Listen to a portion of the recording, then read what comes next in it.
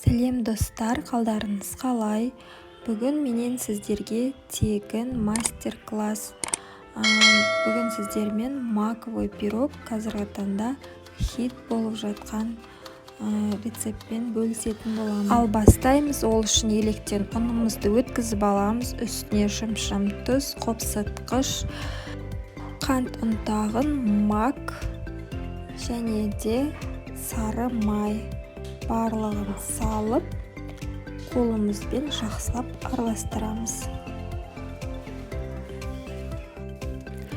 Жақсылап араластырып алғаннан кейін үстінен жұмыртқаның 3 сарысын саламыз. Ал жұмыртқаның ағын бөлек, таза және де құрғақ ыдысқа салып бір шетке қойып қоямыз. Ол бізге пирогтың ортасына салуға керек болады. Осы пирогқа керек барлық ингредиенттерді видеоның астына описанияға жазып қоямын. Енді кезекте қолымызбен осылай араластырып қамыр жасайтын боламыз. Бастапқы кезде біздің қамырымыз бірікпей жатқандай болады, бірақ ішіндегі сары майымыз толық еріп, осындай жұмсақ қамыр пайда болады. Енді бірден осы қамырымызды 1/2 бөлікке бөліп, оқтаудың көмегімен жаямыз.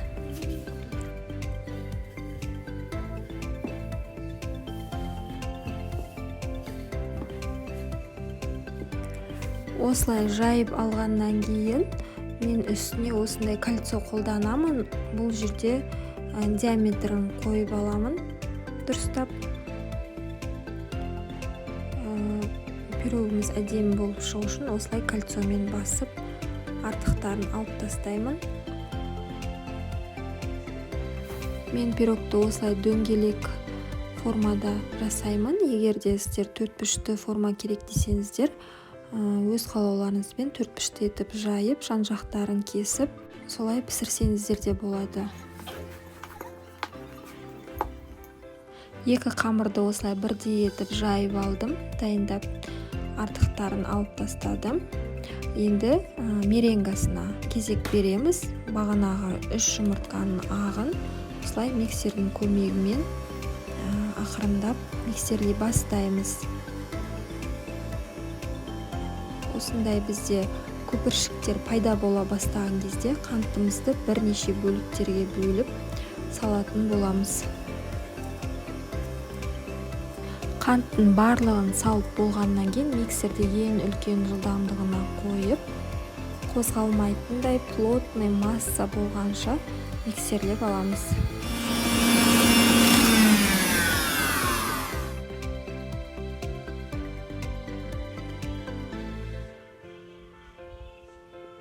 Меренгамыз дайын болған кезде енді осының үстіне крахмал, кукурузный крахмалды саламыз. Және лопатканың көмегімен жақсылап біріктіріп араластырамыз.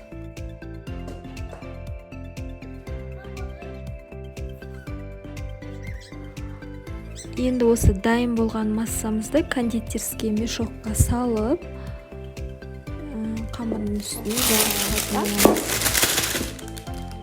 Кондитерский мешокқа салған өте ыңғайлы, жан-жағына, шетіне шығып кетпейді. Кондитерский мешок жоқ болса, жай ғана қасықпен жағып шығуға да болады. Осылай меренганы бірдей етіп, 2 қамырымыздың бетіне де жағып шығамыз. Одан кейін осылай спатуланың көмегімен немесе қасықтың көмегімен бетін тегістеп, әдемілеп шығамыз. Енді осы пирогтың ортасына мен малина қолдандым. Негізі қолданбаса да болады, қоспаса да, немесе басқа да жеміс-жидектерді қосуға болады. Пешімізді алдын ала қыздырып қоямыз. Қызып тұрған пешке 20-25 минутқа салып пісіріп аламыз. Піскеннен кейін пирогымызды суытып қоямыз. Ол суығанша біз ортасына жағатын кремді дайындап аламыз. Ол үшін творожный сыр, менде каллих, негізі кез келген творожный сырды қолдануға болады. Оның үстіне қант ұнтағын салып, екеуін жақсылап миксерлеп аламыз. Содан кейін барып салқын сливкімізді құямыз. Сливки менде 33%. Осылай қою крем болғанша жақсылап миксерлейміз. Креміміз дайын болды. Енді суыған пирогтың ортасына жағамыз. Барлық кремді осылай жағып болғаннан кейін 2 сағатқа тоңазытқышқа салып қоямыз. Сол кезде біздің креміміз сынып, пирог өте жұмсақ болып, дәмі де керемет болады. Міндетті түрде жасап көріңіздер. Бұл ерекше пирог. Және де мені қолдап, каналыма тіркеліп, лайк басуды ұмытпаңыздар. Алда да біраз тегін мастер-класстарды салатын боламын.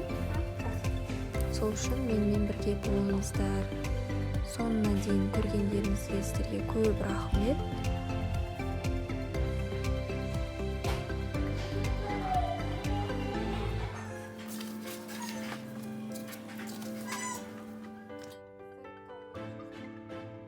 Енді осылай дайын болған пирогымыздың үстіне қант ұнтағын сеуіп қойсаңыздар болады, әдемілік үшін.